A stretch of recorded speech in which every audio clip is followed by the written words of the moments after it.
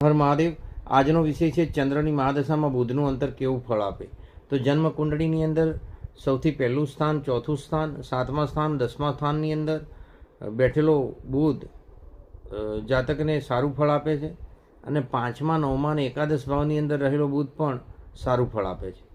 બુદ્ધિથી થતા ફાયદા, સંગીત અને જેને કહેવાય કે વિદ્વાનોથી થતા તમામ જે ફાયદા છે એ જાતકને થાય છે. માંગલિક પ્રસંગો યોજાય છે અને અવનવા લાભની કારણે જાતક સંતુષ્ટ આ અંતરદશા દરમિયાન પામતો હોય છે.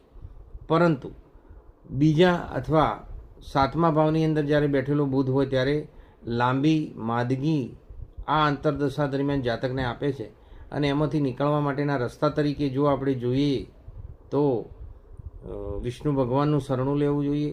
બુધના પ્રિય પદાર્થોનું દાન, જાપ અને અનુષ્ઠાન કરવાથી એને ચોક્કસ રાહત પ્રાપ્ત થાય. હર હર મહાદેવ.